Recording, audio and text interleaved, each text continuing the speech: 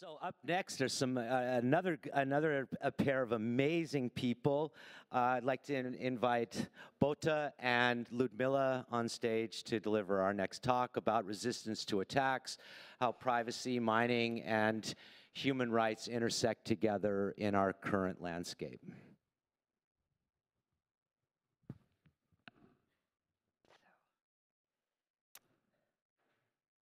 Mic's working? Just a second. Okay. Ah, okay. Oh, just right. try to understand. Okay, perfect.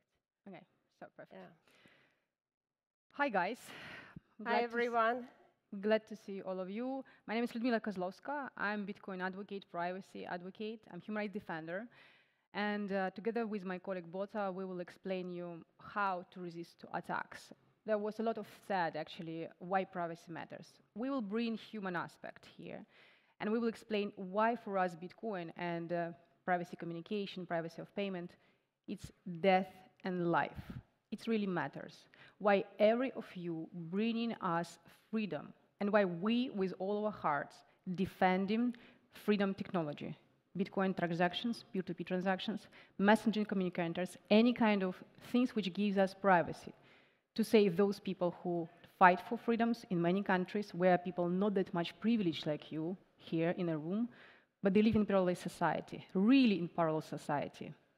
And I would like to give you also overview on the case of my colleague Bota Jardemalie, which is prominent human rights defender, originally from Kazakhstan, how actually every one of you in this room could be potentially banking data weaponized. Bota, can you explain what's happened with you and why actually AML, CFT regulation can be abused severely in Western countries, not only in authoritarians?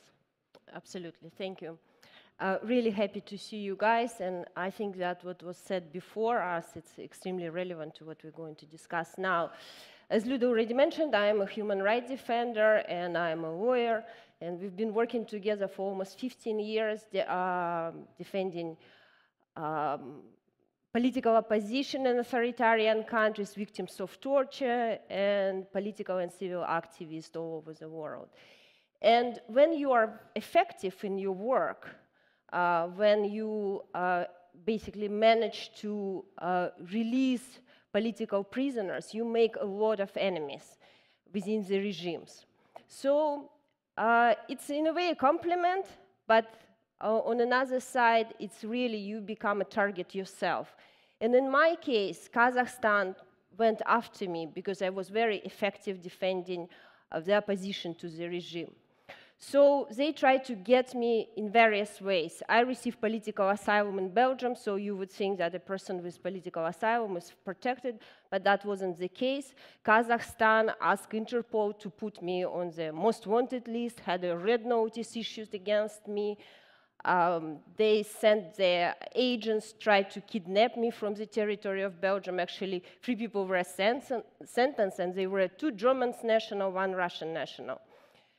Kazakhstan knew that the most important thing that I have is the information about activists that work with me, about victims of torture, about sources of financing for those people. So what they did, they sent a request to Belgium and demanded to basically seize and deliver all my documents, even those that covered by attorney-client privilege, as well as all my electronic devices. So computers, phones, memory sticks, everything that I had in my house. And all of that was done on the pretext of combating money laundering activities. Basically, they accused me that I'm a huge money launderer, and for them to investigate this, they need to have my devices. And this is amazing how this narrative actually works, because you know, when any Western government sees this type of allegations, they quite happily deliver all your banking information and anything you have.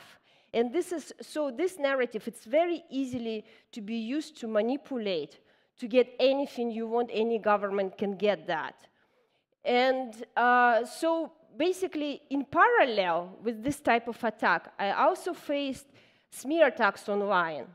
And they were done in different languages. And so when you have smear attacks, you know, right now, like banks, Western banks work in a certain way. They pick up all the information about their clients, and they see whether this client represents the risks. Even if you can show them court decisions, prove that you are not involved in any criminal activities, doesn't matter, because they get all this massive information from obscure websites in various languages. They're not going to translate it. They basically, their compliance office says, that person represents some compliance risk. That person represents money laundering risk. And you get a letter that they don't want you as a client anymore. So you get de-risked. So you lose your bank accounts and possibility to bank in Western states. And this tool is very easily manipulated right now by authoritarian countries. They know how it works. They know that if you criticize, for example, Erdogan regime, they put you in a database. You think you are a UK citizen, so you are really secure sitting in London and you make a comment.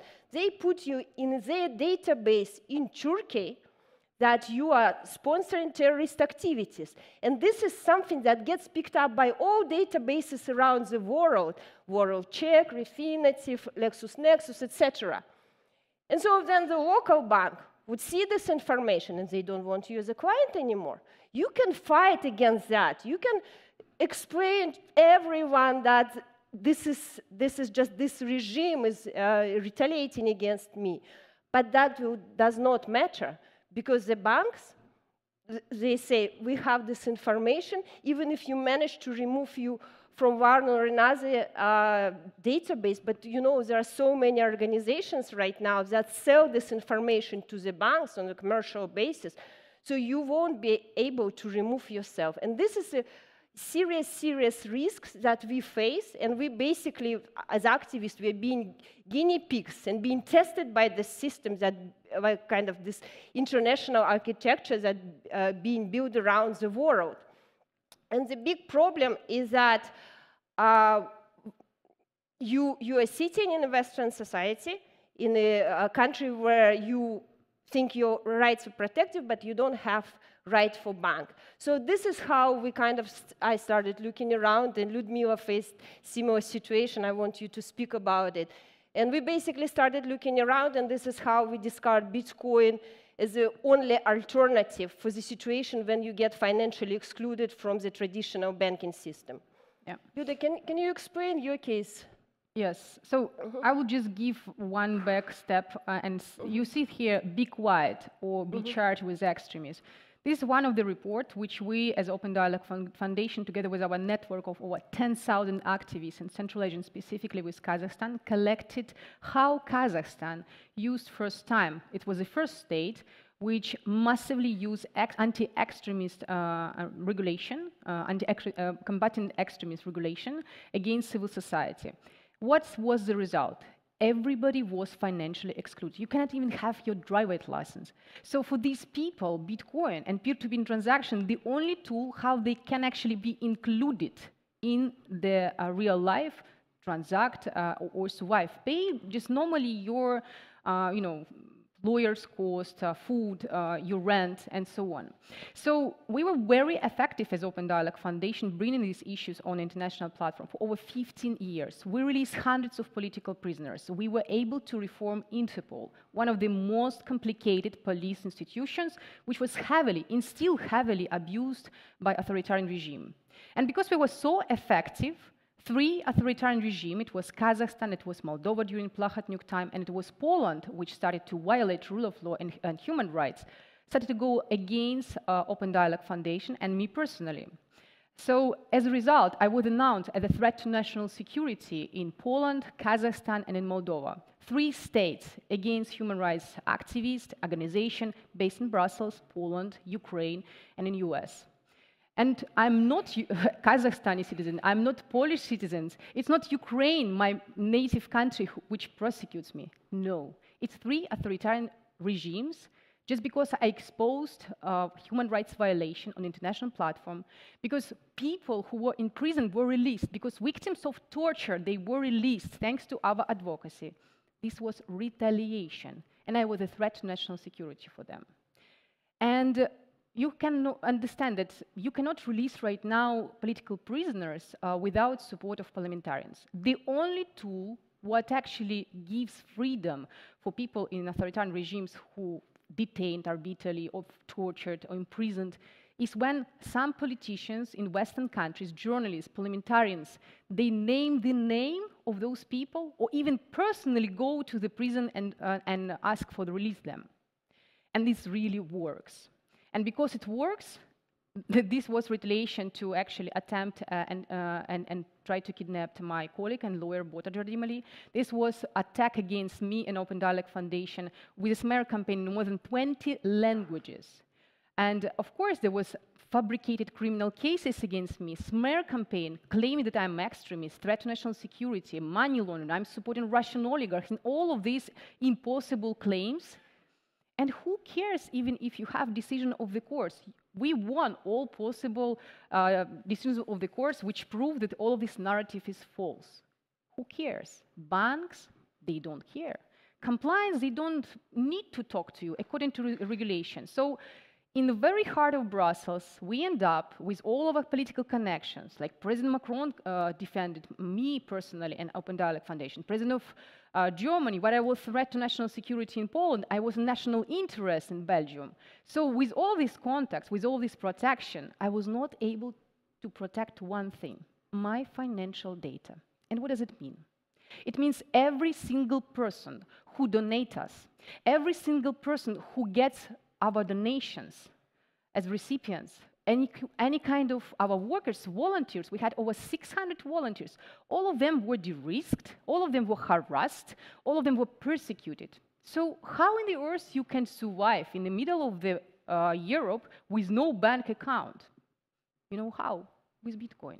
And this is the reason why we really believe that Bitcoin has to be defended, why we should not just, look around and say, okay, the defenders at that time, we can just don't care. No, Bitcoin is a human right.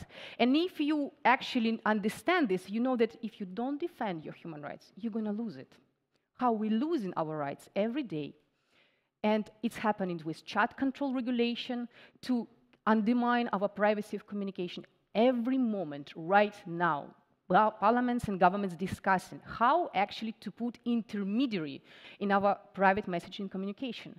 And if we don't stand up, if we don't have a place, Freedom Tech Embassy in Brussels, the place where all regulation actually made, we're gonna lose our rights. And this is why we discuss this issue here.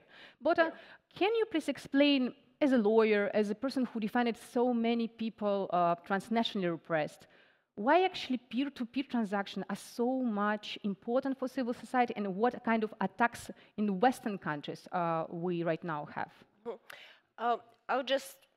We have very little time left, so I'll give a quick example. Like in Kazakhstan, and this case is applicable to many authoritarian countries. The banking system is basically controlled by few banks that are owned by few oligarchs that want to maintain the status quo. In the past, how we did fundraising, for example, a family of political prisoner needs help or they need a lawyer.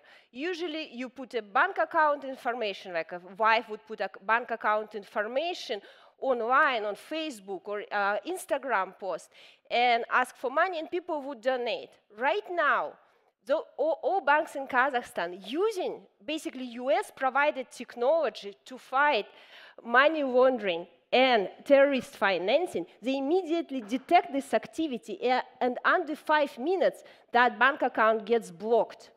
So the bank accounts get blocked and people who try to make donations or made the donations, and we are talking about amounts like $3, $5 maximum in local currency, they immediately called by Secret Service and they basically being told that you're going to be charged with extremist financing. And a lot of people actually get charged with extremist financing.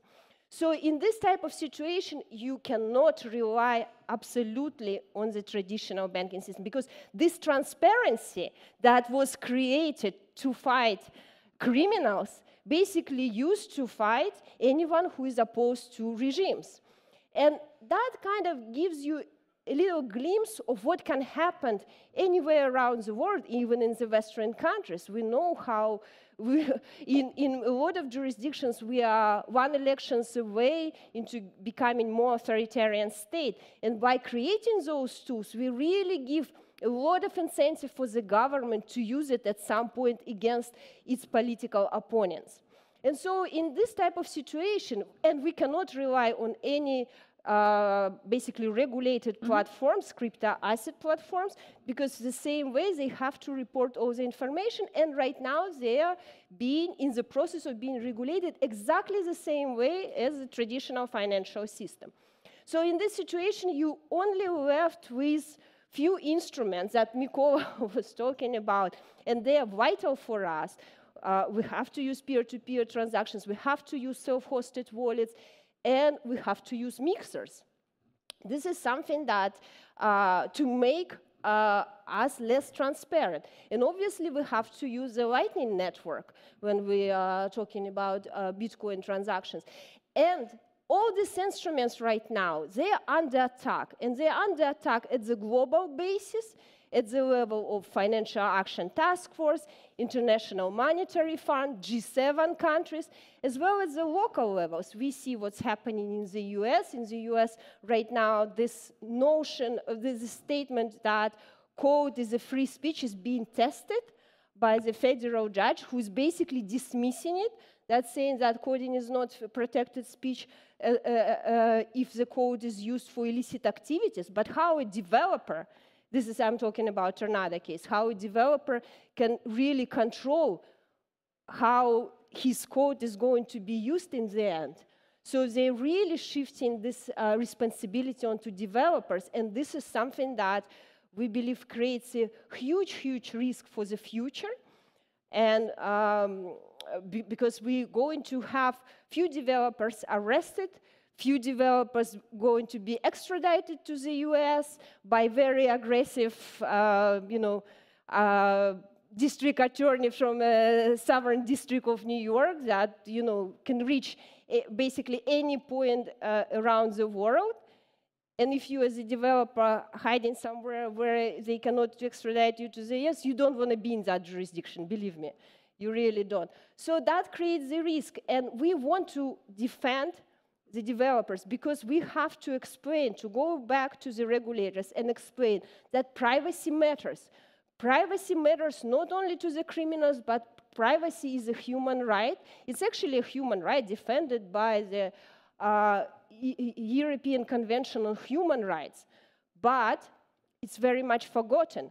And we speak with a lot of parliamentarians, and they tell us, what is the problem? We understand the risks. We really understand the risk, especially right now when we face a situation when there is a far right rising. We know what can happen even to us, how these tools that we are creating can eventually destroy our democracy. But the problem is that our constituency puts zero value on the privacy, and that's the problem. If there is no demand from the basically people, voters, for protection of privacy, elected politicians not going to do anything, because that will be very strange for them, like they have other problems and all of a sudden they are raising issue of privacy.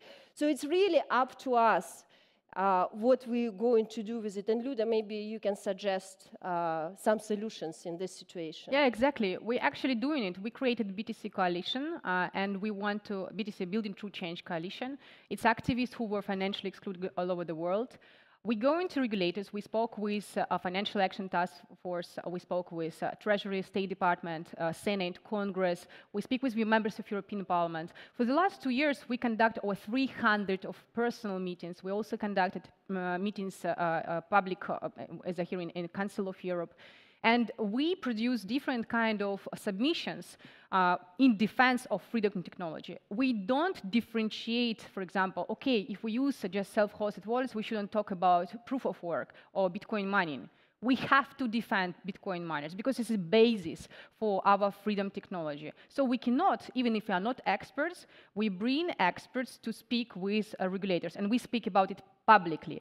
If attacks happen publicly, you have to defend and address it publicly. And I'm speaking of it as a human rights defender who was under attack on more than 20 languages, 3 authoritarian regimes, and defending hundreds of political prisoners. You cannot defend yourself when you have public attacks only with silent diplomacy. It doesn't work. And I totally agree with our previous speaker who was saying we have to be loud. We really have to be loud. We have to have a place where we all come, and we know it's our Freedom Technology Embassy. We live in a time when our freedom's just one step to be absolutely taken. And it's our duty to make this effort jointly. We can do it because, look, we have a number of reports and have politicians who actually on our side. We just need to calm them. We bring this kind of people for conferences with Bitcoiners and privacy experts, and they say, look, guys, we were looking for Bitcoiners and even, Bitcoin developers, Bitcoin miners, and there was nobody who came to us. We need to change it. We need to educate. We need to make use of our advocates. We need to have network in European single market, just the same like in US. In US, you have so many defenders of freedom technology. Who is defending freedom technology in Europe, if not us? Every of you. We call you to join our efforts, establish Freedom Technology Embassy in Brussels, and make small ourselves of freedom technology in every city of European single market. Then we will win. And our generations, our children, our future will be in our hands. Defend it. Thank you.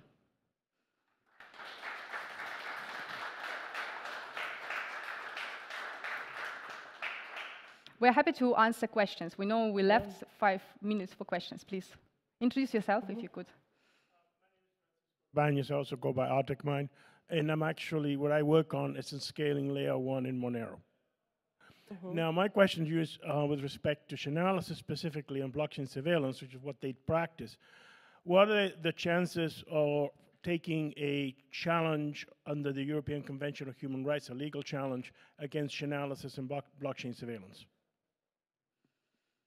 This is something that needs to be studied, really, and it's a question that it's absolutely possible.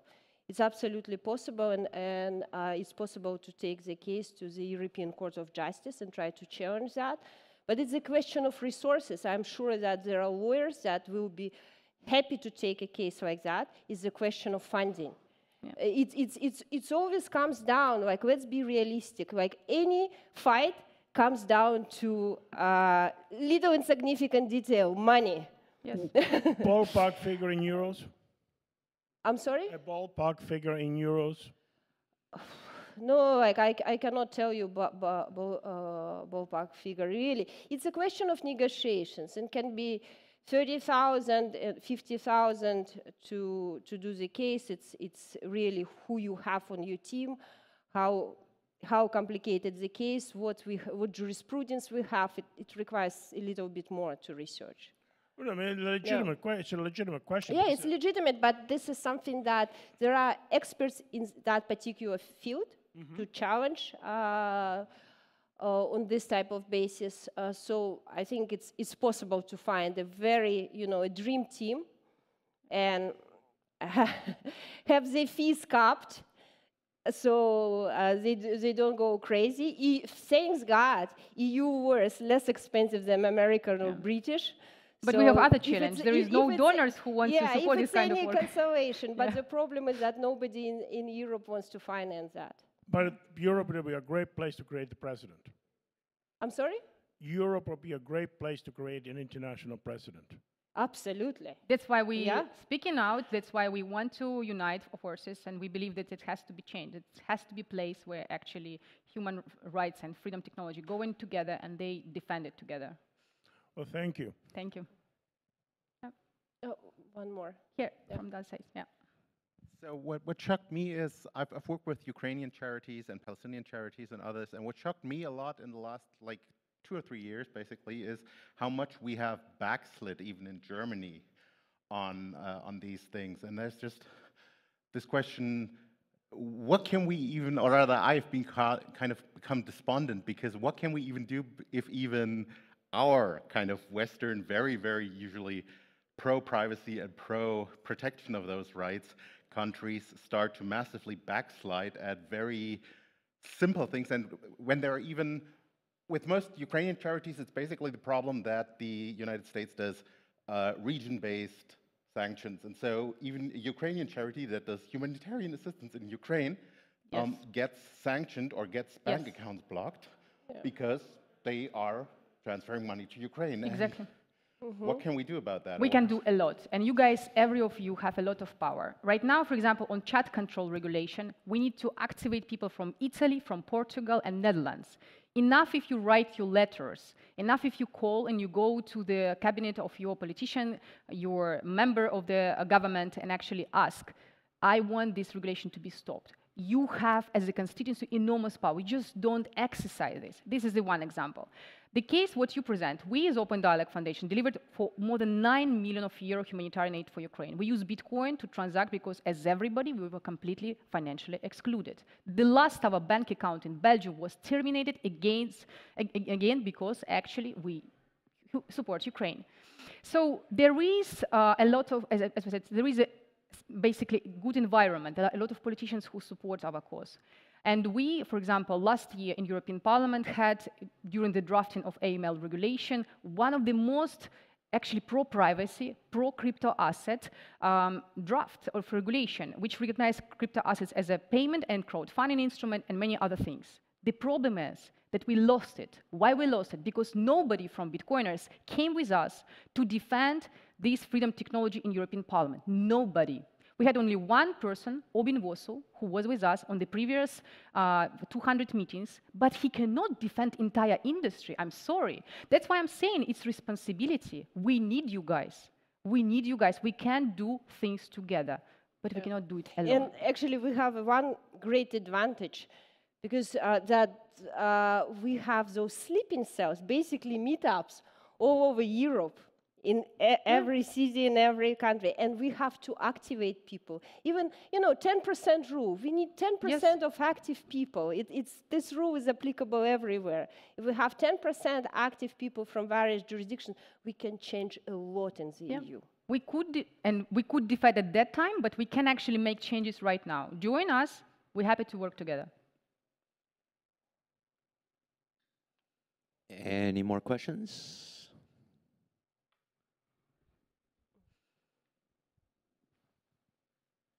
Thank you. My name is Johannes. I have one question. You were telling that people who are donating money to you would be targeted by lawsuits and others. Yes.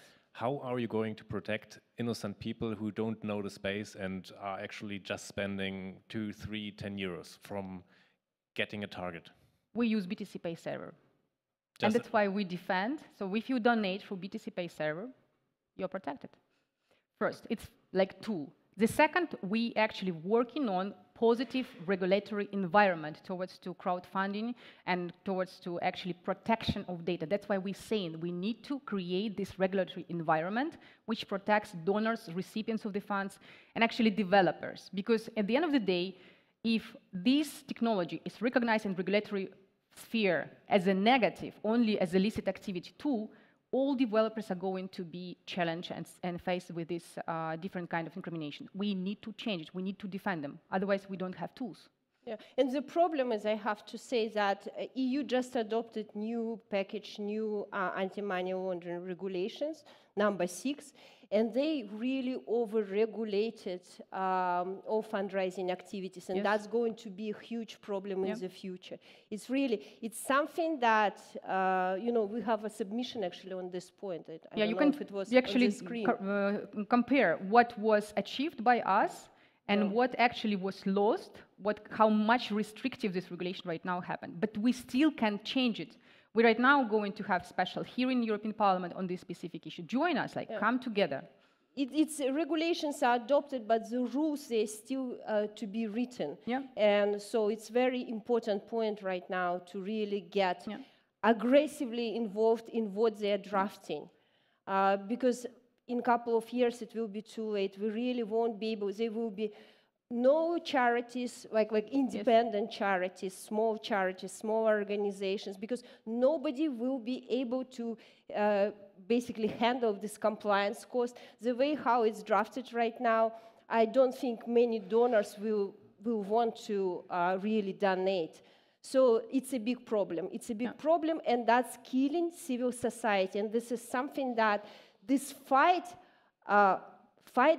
against these crimes then became basically the major, the major goal for the existence of our society. It's not anymore economic prosperity. When we are looking at the financial system, we are not looking at the rate of return anymore. We are not looking at the growth rate. We are looking at the compliance. Yeah. And this rules is now going after civil society. And unfortunately, it comes for the crypto industry as well. And with the amount of the regulations, because they have very narrow-minded approach to regulate it exactly the same way as they regulate in banking system. So who's going to survive? It's race to the top. So all large crypto asset service providers will be surviving only those who are part of the banking system, because they will be able to carry all this compliance cost. And it's just a matter of time that the small entities will be absorbed by those giant organization. And the problem is that self-hosted wallets, now they're going to treat as suspicious transactions. Yes. So if you have some money in your self-hosted wallets, it's going to be at some point problem to take them on regulated platforms or turn them into fiat. So this is something that we are going really into this anti-utopian society. And we come as human rights defenders and we say, no, it's not a conspiracy theory. It's not. We're just reading the documents that you are writing. This is how it works. Yes. Sorry, we work with facts. We see how happily all these authoritarian countries adopted anti-money laundering regulations, because this is the tool to control the society. And the oligarchs that control the bank, financial system, etc., work together with the regulators there and making sure that they can circumvent the sanctions, that they can move billions around, that they have beautiful stories, that they have wonderful lawyers from the City of London that go and protect them from any compliance. But unfortunately, the civil society is going to be destroyed, and we will end up one day in a very, very different society. A question. Do you think that at the EU level that it's malice or ignorance that you're fighting against? Both. Yes, exactly. Both. Malice, does malice come from legacy financial institutions and economic interests? Or does malice come from a philosophical point of view? It's really hard for me to tell, but you just keep bona, right? Keep bona from that. So we have to use this Latin maxima, who benefits with these regulations. And you see how European Central Bank pushing for the regulations of crypto asset industry. Why they're so much interested in destroying a competitor?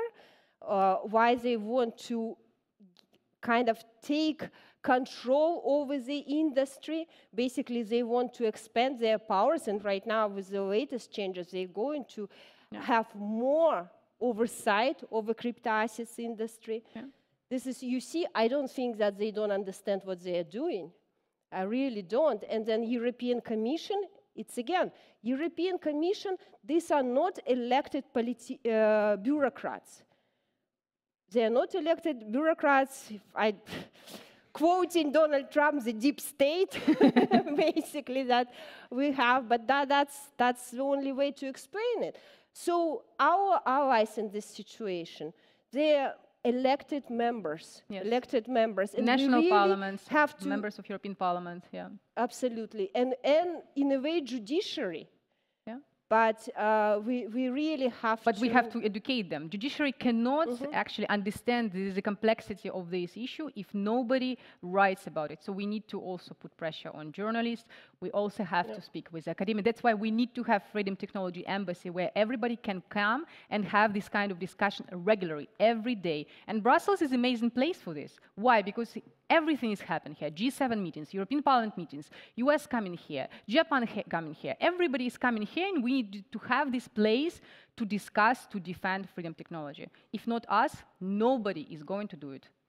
Freedoms are never given, they're only taken. Yeah. I love your passion and your knowledge and your challenge to everybody here. Thank you so much. Thank you for joining us. Thank this you so weekend. much. Thank you. Thank you, guys.